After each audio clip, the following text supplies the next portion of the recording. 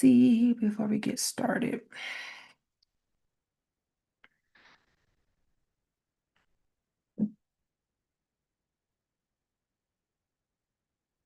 Directed to YouTube. Okay, great. I'm on YouTube. Hello, everybody in YouTube world. Uh, let's see. I can, oh, I have access to the chat. That's beautiful. So let me say hello to everybody in YouTube. And then let's go back to where are you guys at? Okay. So here we are. How's everybody? I see you guys getting situated in here. Um, I am Dr. Alicia with Coaching with Dr. Alicia, as you guys know. Um, and I just want to welcome everybody back to Healing Haven Book Club. And you're joining us live on Zoom or tuning in on YouTube. I just want to say, I'm glad that you're joining us. This is an important conversation. I think these conversations are very important. And so I'm just, I'm real happy to have everybody here. It's been a couple of weeks since we last met. I had this wonderful, incredible opportunity to travel to Ghana with my husband, with a powerful group of people. Oh my goodness. I had a ball in Ghana. Really great, intimate group. And let me tell you, going to Ghana, let me tell you, what a time we had, what a time we had. And we didn't just take a trip, we really took a soul journey. That's what it was. I like to call it a soul journey back to the motherland. Um, let's see, we visited. Wow, we visited this river where our ancestors walked in Ghana for months and months. And they had to go to this river before being taken to the slave dungeons, like 20 some odd miles away. It struck me. And they went to this river to wash their bodies off because of the long walk that they had. And I didn't realize that for some reason. I just didn't, I don't, I was, that was kind of new to me and it was really powerful. If you go to my husband's Instagram, he posted a lot of pictures and videos there. It is, what is it? Dr. Boyce Finance? Dr. Boyce Finance. I gotta look and see. What is his, what is his Instagram? It's Dr. Boyce. Yeah, Dr. Boyce Finance. I think he has another Instagram account, Dr. Boyce Money or something. But go to Dr. Boyce Finance and you'll see that he posted a lot of video and a lot of um, pictures from that. But we were down by the river and really fascinating. I think what struck me very deeply was the intentional separation of African men and women. And as soon as they go to the slave dungeons, the very first act was to separate the men and the women. And, I think a violent tactic of disconnection, I really think is echoing today. And it's not just history. I mean, that's trauma. This is racial trauma. This is historical trauma. Straight up violence was being had. And it ripple effects kind of show up in how we relate to ourselves even today, especially in intimate relationships. Today I was having a conversation with Dr. Boyce, and maybe he'll come on here and talk a little bit about it. But if not, um, I'll get to talk to you about it here. I think this is why our conversation today is really important because I'm starting to notice these gender wars being played out online. What do y'all think about these gender wars from the red pill community to the rise of this anonymous call out platforms like the T app? Did y'all hear about this? Um, it's just not social trends. To me, it's a symptom of deeper pain. Let me know. Let me turn on the chat. Let me see how everybody is on the chat. Let me see. Hello. Hello, Rhonda. Yes, Dennis, Edna, Tina, Anita. Yes, Anita was with us in Ghana. I'm glad to see Anita. You made it back safely. That airplane ride is no joke, boy. And Terrell, good evening, everybody. Have any of y'all heard of the T app? There's this new, it's an anonymous call out platform where it's not just a social trend, I think. I think it really is a symptom of a deeper pain. And um, yeah, so the T app is an app where women can go onto the app and call out men for that they've dated, and they can call out men in their behavior. And so they could just write anything on there. When I dated him, here's what happened. They could just spill the tea on dating, and they can do it anonymously. And I really do think that, I don't support tearing somebody down anonymously. That's not healing. And I firmly oppose this red pill mindset and how it devalues women. And I'm just as concerned about this new wave of digital shaming and division. I think that because at the end of the day, what's the real enemy, y'all? Okay, anybody's been reading this book? Anybody been reading this book? We've been reading this book for several months. What have we learned is the real enemy? The real enemy is not men. The real enemy is not women. We've been talking about it in chapter 7. What's the real enemy? Let's see if anybody knows. Let me quiz you guys. Chapter 7.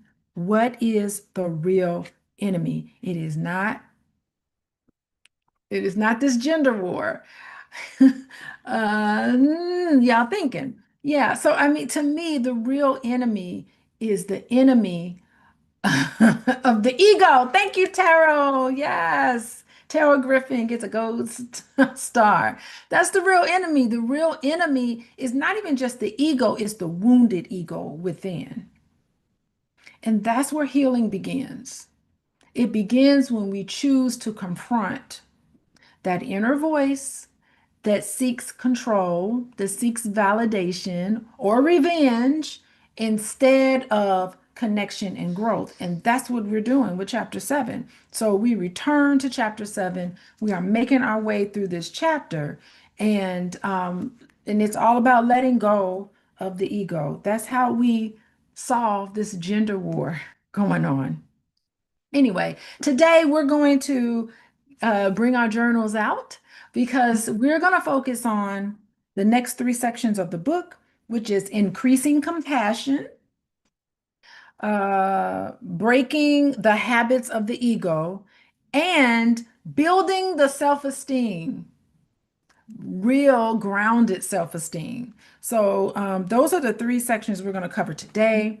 Um, and I want to take some time before we get into this is focus on our journal exercises. Anybody been journaling? We had a journaling exercise on regrets where you reflect on shame or sadness, things that drain your energy, that keep us tied to the past, all the different ways in which we kind of think about it. Things keep us up at night sometimes. We think about things that we do. And I don't know, I'm not saying shame, but I'm always like self-reflecting. I'm always thinking about how I can do things, how I can show up better. I'm always having these sort of conversations here about things that I can do better. What else was part of our journal? We had one on how romantic relationships challenge our egos. So we have to reflect on those things, helping us grow by revealing our pride, our fear, and parts of ourselves that still need love. Remember, there's parts of ourselves that still need that type of love and connection, and the ego is what we put up to protect ourselves. And so it's going to take a lot of courage and a lot of self-love to be able to ask for what we want and not let defenses and anxieties rule our actions and behavior. Okay, so quick note before we start, if you want to get shout outs, This is to everybody on YouTube. Hello, YouTube world. If you want to get shout outs, you want to get your questions asked, and you want to be really part of this live conversation, make sure you text LOVE, LOVE, to 87948 so you can join us on Zoom. And if you'd like to access full replays, bonus resources, go to my website, Dr. Alicia Book Club / Inner Circle. I'm gonna copy it and put it into, I'm going to copy it and uh, drop it into YouTube. Oh, and I have a discount code for anybody who wants to join us. Let me see, where's my discount code? There is a discount code you can put in. Oh, wellness. If you type the word, use the discount code. I can't type this in here. Discount code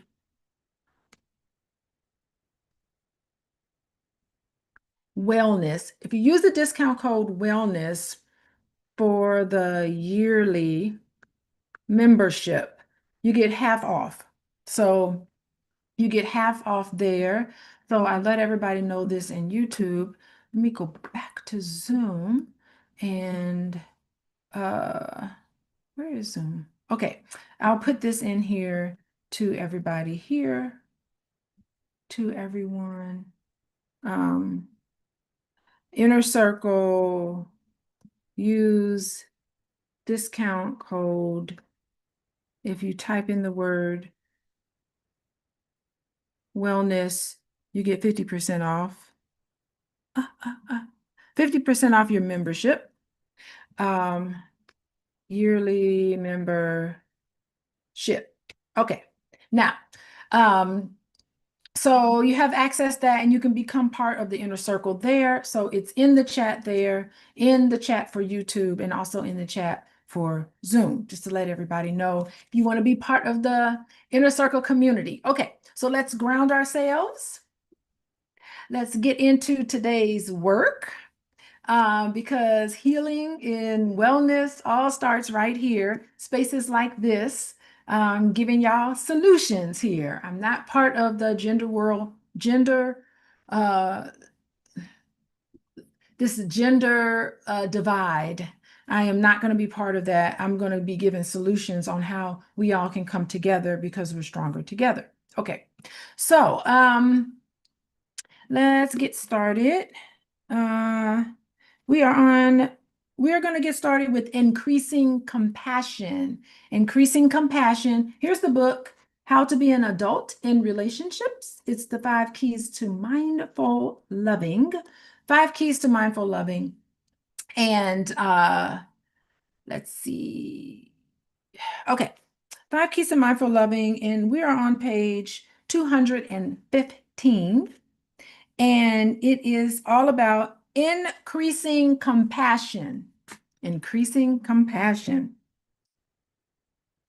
Grandiosity and entitlement. Whoa, he's starting heavy.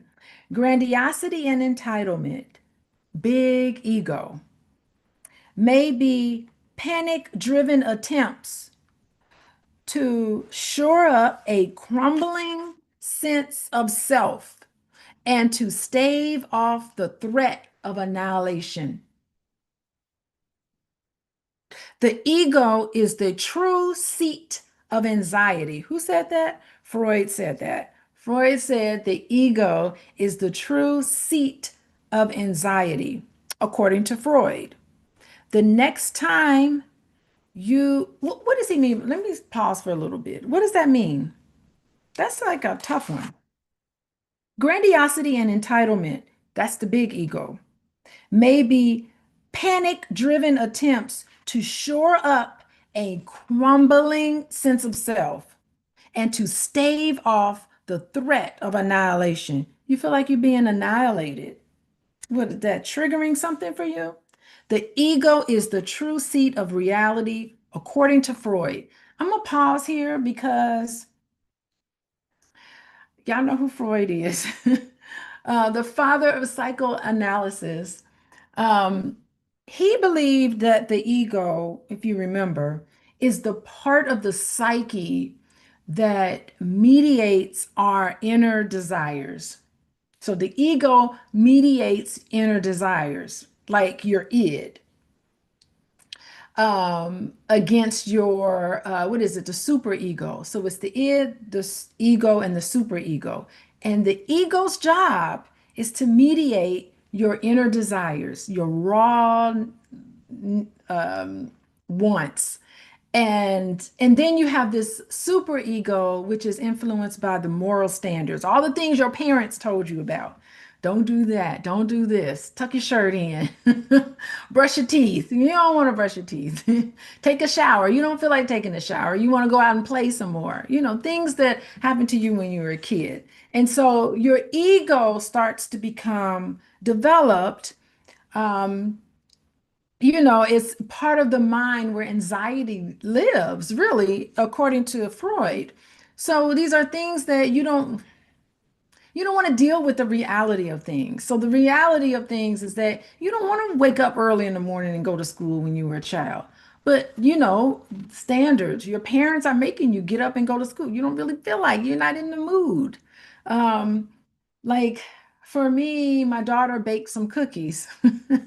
She had a whole pan full of cookies, and I was like, man, I could just go and eat every single one of those cookies in that dish, But that wouldn't be nice. My daughter baked them. She wanted to eat them, so that would not be nice for me to treat her like that. So that's the super ego that's telling me. But the reality is that, maybe I can have one cookie and not a whole bunch of cookies, right? And maybe if I don't have that impulse, my internal desires in check, all of my impulses, um, then I'll just eat a whole pan of cookies. And then, what happens there? I could be sick but in the moment,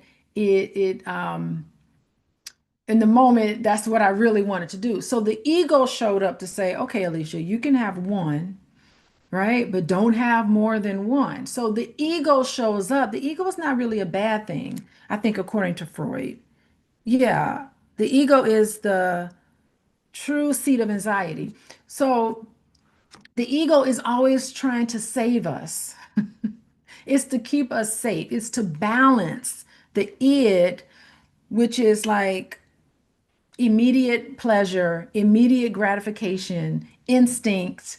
It's like, ladies, what your parents tell you? You can't be loose. You can't be going around doing all these things. They tell you you can't do that because they're trying to control your ego, your id. They're trying to control your id. Your super ego is the expectations. This internalized, I should be doing these things, these expectations that are placed on you. That's the super ego. Okay, but the ego is kind of like, well, I can kiss him. Maybe I'll get to second base, but I ain't going any further than that. It keeps you safe and in control, and it helps you deal with reality. And sometimes dealing with reality, with all of its complexities, the rules, how reality, the world can be very unpredictable. And so, caught in the middle is the ego. Um, And sometimes we're afraid of being wrong, we're being judged, losing control. And sometimes the ego shows up in our defenses, things that we're uncomfortable with. We want to be perfect. We want to please people. We want to avoid things. All of these things are classic defense mechanisms that Freud points out that helps us deal with the symptoms of anxiety. All right. So I think y'all get it. This Freud is really saying, you know, um, oh my goodness, Freud is saying uh, for some of us, the ego is very fragile. Grandiosity and entitlement, that's the ego being taken on too much. Maybe panic driven attempts to shore up a crumbling sense of self to stave off the threat of annihilation, making sure you don't eat too many cookies. Okay, so going on, he says, the next time you see someone acting arrogant, We know enough arrogant people out there. The next time you see someone acting arrogantly, realize that pain and fear he carries under the mask of impotence and have compassion toward him. So he's challenging you guys. He's saying the next time somebody's acting like an ass, acting like a jerk, and just being arrogant and grandiose, be in a position where you can see right through that. I can see right through it. Really? This person is scared. This person has pain that they're covering up. Recognize the ego in other people and don't respond to it. There's no need to respond. Go through it. Instead, treat that person with compassion. That doesn't mean they get to step over you. You can still put some you can still put some boundaries up, but like, oh no, we're not doing that today. But see that person with compassion. Um, Compassion builds in us when we also realize that the inflated ego often has its roots in uneven and ineffective childhood nurturance. That person did not get enough hugs when they were little. Even those women in the T app are responding to something and feeling the need to put that out there. They didn't get enough hugs. The red pill, the manosphere, underneath it is ineffective childhood nurturance. They're fragile. They're in pain. A person who was humiliated, a person who was insulted, a person who was belittled, a person who was criticized sarcastically, and so on, may do these same things to others later. That's a poignant and pathetic way of showing the world how and how deeply he was wounded. Cultivate, this is his challenge to all of us, cultivate a compassionate response toward those people in your life who seemed most ego driven. They may need the love the most. The 5 A's are themselves a practice for letting go of the ego and for being supportive and compassionate. The victory of love makes the sports of ego no longer so appealing. Make a commitment to become conscious of moments in which the ego of another person is inflamed. Instead of letting your own ego follow suit, don't let them set the tone. You set the tone for how you're going to respond. You don't have to react to all of this ego stuff at play. You don't have to react to that. You don't have to follow suit. You don't have to respond with tender and disarming. You can respond with tender, disarming love. You disarm them. You disarm them. When you respond compassionately, you disarm people. This is how we change the reflex to compete and create distance into a choice to care and be close. Whoa, my goodness. Hey, Janet. Hey, Deborah. Disarm ourselves. How are you guys? Calvin, how you doing? Wait, I saw somebody else here. Hey, Sarah from Minnesota. From Minnesota. One of my favorite TV show, my top favorite TV shows is Fargo. My top five. Minnesota, Brunsville, Minnesota. Hey, everybody. Janet, Deborah. Hey. Yes, I mean, I think we should look closely into this childhood wounding. I mean, what are they saying? They're saying a child who was humiliated. What do you say? A child who was belittled, insulted, constantly criticized may grow up into an adult who mirrors those same behaviors. And it's interesting when I'm working in my practice and I see someone acting in this way, I'll say, where did you get that from? Who taught you that talking to other people like this is okay? Where did you get that from? Who told you this was okay? Not because they're being unkind, but because they were never taught another way to be seen or protected. So this is their ego becomes their armor. Where'd you learn to respond in that way? If somebody lashes out, um, competes unnecessarily, this isn't even a competition, puts other people down. Y'all know people like this. What we're really seeing is a residue of all of these unmet emotional needs, often from childhood. Their ego. It's loud and it's covering up something tender and something unresolved. And so he's challenging us, David Rico is challenging us to recognize this and that compassion can begin to rise when we just start seeing little scared little boys and girls. This does not mean that we're going to tolerate abuse from somebody. Okay, it means we have to be committed to being aware. Yes, yes, commit to being aware. I think I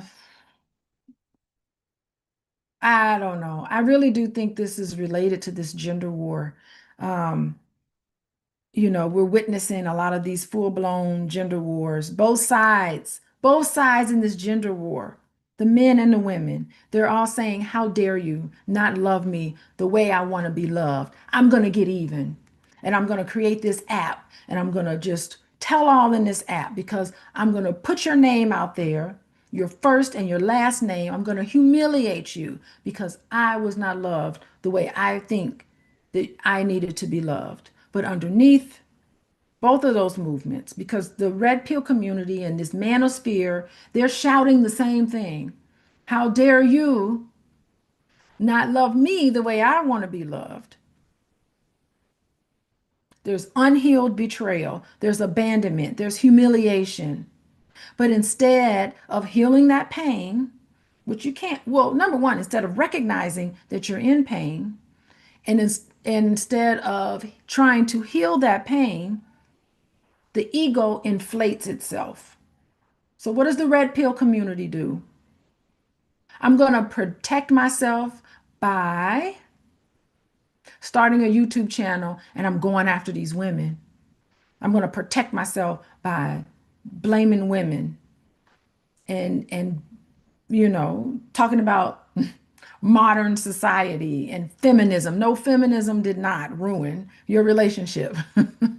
I'm going to protect myself by dominating the narrative. What are these women saying on this T app? Women are saying, probably, I'm going to get even by exposing and controlling you. I'm going to shame you.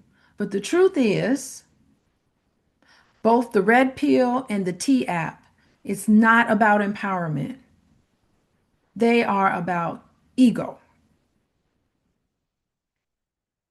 So what should happen? Do y'all know what should happen instead? Instead. So next time we come across an individual, part of the manosphere, the next time we come across some lady who's run into the T app to just throw a bunch of information in there about some guy who hurt her. Imagine that.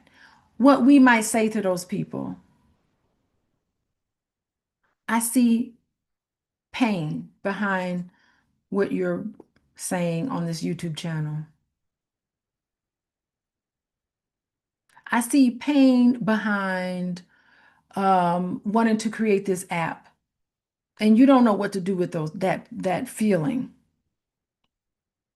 I know what it's like to feel let down, but let's not mistake exposure for healing. Real healing happens when we stop fighting each other and we start facing the wounds within. We're not excusing harmful behavior. What we're doing is we're breaking the cycle of ego versus ego because the real revolution is to get soft. Both men and women can do this. Okay? All right. So that takes us to the first part. I just want to say hi to everybody. Hey, Jen, how you doing? Hey, Wanda. People are still joining us. I want to say hello to everybody on YouTube. And I want to remind people on YouTube, if you want to join the Zoom and get shout outs and your questions answered, and if you want to shout out questions answered and be part of the conversation here, just text the word love, LOVE, to 87948. And I want to say hello to everybody in the chat. Tamara, how you doing? Hey, everybody. How are you guys doing? Everybody in the chat. If you have questions, be sure to put it into the Q&A. And we'll keep going. We'll talk about here the breaking the habits of ego, breaking the habits of ego. Okay, on to the next section. Okay, the habits of ego, fear, grasping. Okay, the habits of the ego. What are the habits of the ego? It's fear, grasping, censure, control, attachment to the outcome. That's the ego.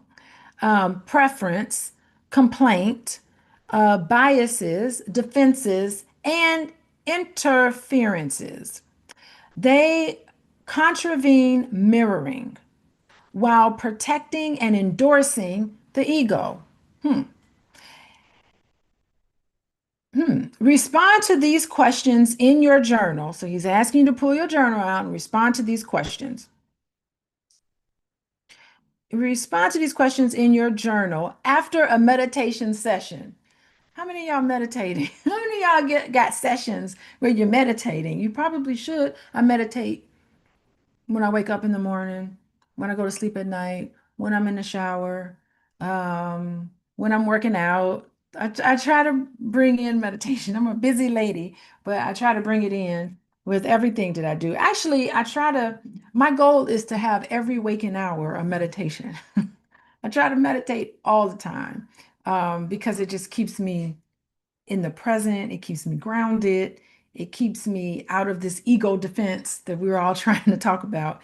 It Meditating keeps me in a space of compassion, which I need that for the work that I'm doing. So I try to be in a meditative state. Okay, so he's trying to say, meditating, after you meditate, ask these questions. Is my meditation practice helping me go beyond my ego's interferences? Hmm. Does it teach me that I have it in me to witness my own and other people's feelings and behavior without the dramatic overlays of my neurotic ego getting in the way? I think he's saying, what? Let me read these questions again. These are heavy questions. Okay, try to figure out what they mean. What does he mean by this? He is saying, respond to these questions in your journal after a meditation session. Okay. Is my meditation practice helping me go beyond my ego's inferences?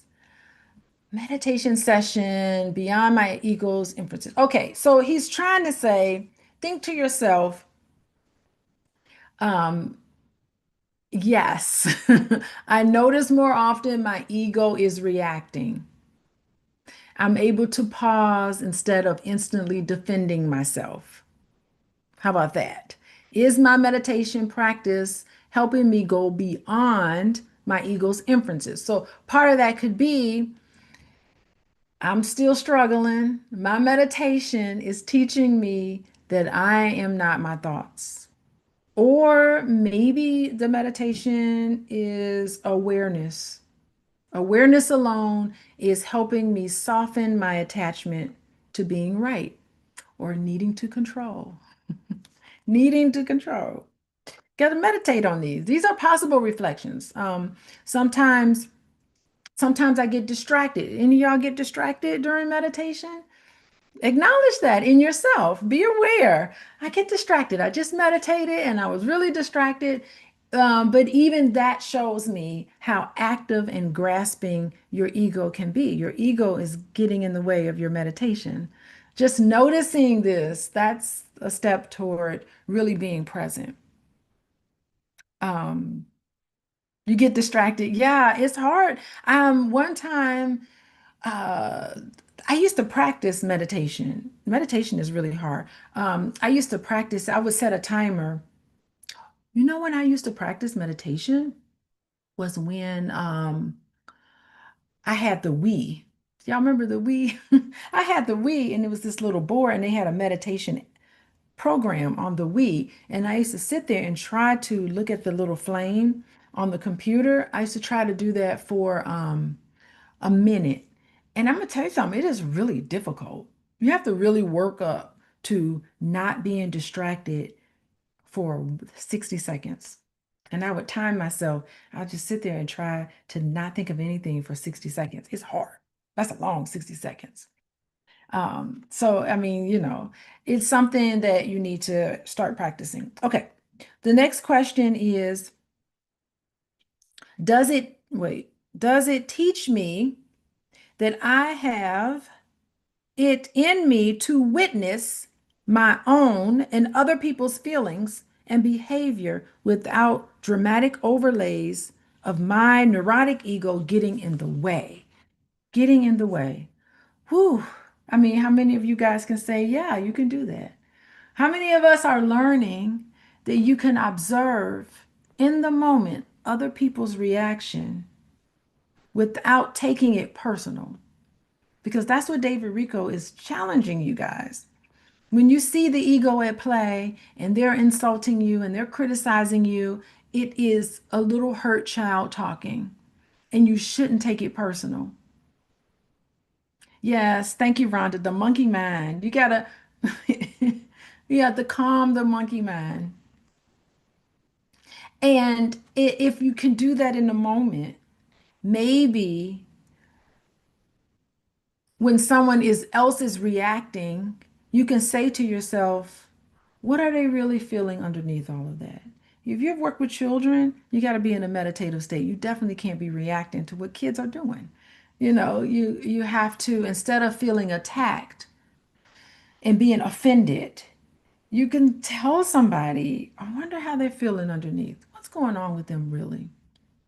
My ego is used to script entire stories. So many people make up things.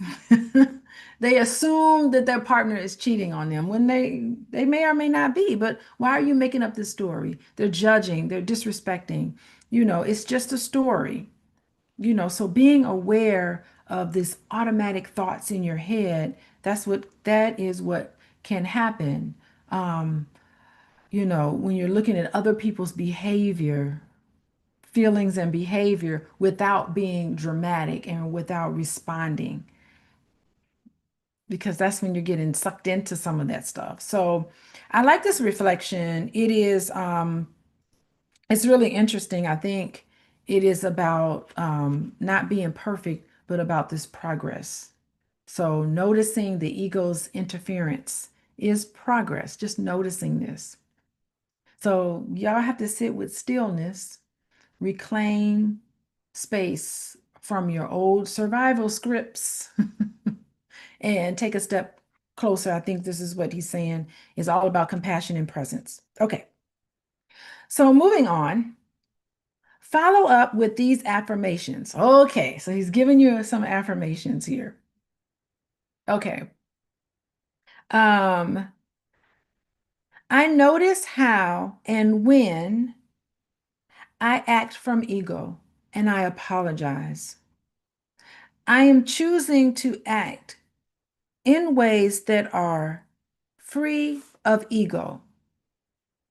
I let go of the inclination to fear, hold on, to complain, to control, to censure, and so forth.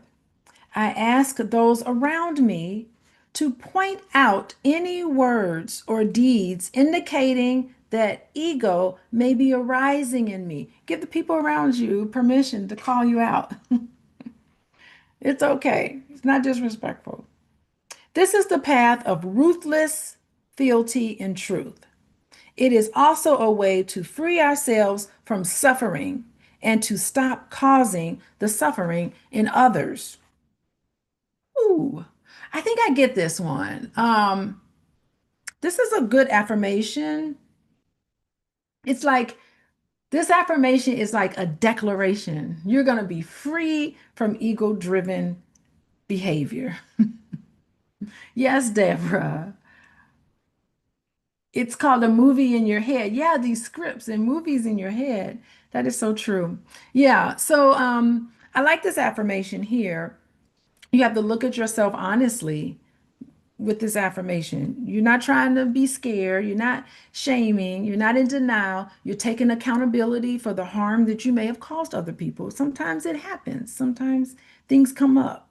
Um, but it's being able to recognize that in yourself, and that is a desire to grow and to repair. Release the compulsion to fix or control ourselves. You can't fix everything. Recognize who we are, our emotions, our instincts, our imperfections, all can be embraced without needing to be perfected. I like that. Um, he's asking us to, let's see, let go of attachment to outcomes. So you have to trust in the present moment our alignment to the inner truth. Like it's all going to work out the way it should be. So why do I need to control? Listen to your body, live generously, all of those things. I think what he's saying is that I no longer have to perform for love. I no longer have to prove that I'm worthy. I accept myself deeply. And from that place, you can offer love to others without conditions. I think that's what he's saying. Yeah, I think like, you know, you don't have to always be right. You don't have to always expose others. You can choose to expose the truth in your tenderness. Instead of waging a war in the name of gender, you can cultivate peace within. Cultivate peace within. It may not get you a lot of views. It may not be salacious. It may not be as exciting because um, this kind of online drama is very exciting. It's fun to I tune into it too sometimes, but you can cultivate peace from within instead of wanting to adhere yourself to this place where you're attacking and exposing other people and fighting and calling people out. You know, I think y'all get it. Okay. All right, we will move on to building self-esteem. Okay. Try a little tenderness. Yes, I love music. Music really captures some of everything. I love that. Music captures it all. Okay. So, let's move on to building self-esteem. Okay. Um, our healthy self-esteem can increase when we look at ourselves mindfully, granting ourselves the 5 A's. We do this by affirming ourselves just as we are. We do this by affirming ourselves just as we are. Okay. All right. Um, I look at myself and my life without fear of what I may see or what I may find I have to work on. I look at myself without censure, without blame or shame, but with a sense of accountability for any ways I have hurt others, accountability for how you may have hurt others. And I make amends, make it right. I accept myself as I am without an attachment to fixing, changing, or controlling my natural inclination or attributes. I let go of any attachment to the outcome. I think I just talked about that. You don't have to attach yourself to the outcome of anything, right?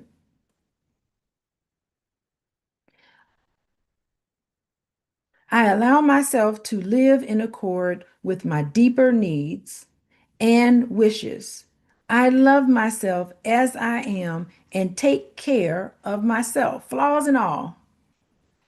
I pay attention to my body and what it tells me about myself and the joys and stresses of my circumstances, the joys and the stresses. Listening to your bodies, respecting their wisdom. Your body has wisdom, boundaries, balance. I am free of fear and craving. I share with others the gifts I receive. So you got to live generously. May all beings have happy, may all beings have happy, may all beings have happiness because of my work, because of my gifts and my practice.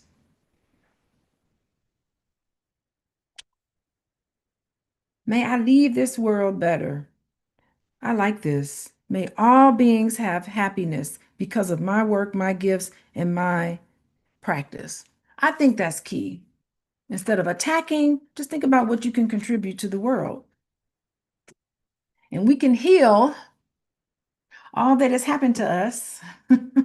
Yes, Rhonda, we can heal everything that has happened to us from this transatlantic slave path and all of the horrific conditions that we endured ourselves in. So that's our three sections for today. So I don't know. I just want to thank each and one of you. I see you guys in the chat. I want to thank each of you and those of you who are on YouTube for your presence. I want to thank you for your willingness to do some of this work, trying to do it with an open heart. We talked about the ego yet again tonight, and we're going to talk about it again next week. Let's see what's going on next week. Ain't nothing going on next week. August the 3rd. I'll be here. Got nothing going on. August the 3rd. We're going to continue our talk about the ego, not as an enemy to be destroyed. Remember, the ego, you don't want to get rid of the ego at all, but you just want to tame the ego. It's a sacred part of us. Remember, the ego wants us to be safe and seen and significant. So we just have to make sense of it. Um, Yes, yes, yes. We have to make sense of it. So we explored how real healing begins. It begins with self-awareness, with the courage to look at ourselves without shame, with compassion for where we've been wounded, and accountability for how we show up in the world. And whether it's our personal relationship or the larger gender wars that's happening, that's playing out around us, I can really see it. I think the real enemy exists within. I was talking to my husband about demon. He was talking about something was being demonic. And I was like, ain't nothing demonic. What's demonic is an unregulated ego, is negative thinking. That's the true enemy within. There's nothing outside of you that is the enemy. Okay, so we create this possibility for collective healing. So I think I bid everybody adieu. And remember, to everyone on YouTube, thank you for joining us. I'd like, if you want to go deeper, connect with us live. You can help to choose our next book. You can text love to 87948. And if you want full replays, resources, or more, you can go to, it's in the chat, Dr. Alicia Book Club, Inner Circle. There's a coupon code that was created. Coupon code is, I'll put it here in the chat for everybody. There's the Inner Circle, and then it is, use the coupon code wellness. Use that wellness and you get half off for a yearly membership of the Inner Circle, and you get to vote on our next book. Because boy, oh boy, we are getting to the end of this book. And of course, if you want to work with me individually, I work with a lot of people. Especially today. Today is my first day back from taking a 2 week hiatus. So it was really great to get an update on all of the people that I am so privileged to work with. You can go to coachingwithdralicia.com. Of course, you can follow me on Instagram at Coaching with Dr. Alicia and on TikTok, Coaching with Dr. Alicia. And of course, you can subscribe to YouTube, my YouTube channel at Coaching with Dr. Alicia. There we go. And I want to say goodbye to everybody, and I will see you all. I'll see you all on the 3rd, August 3rd. So, bye, everybody.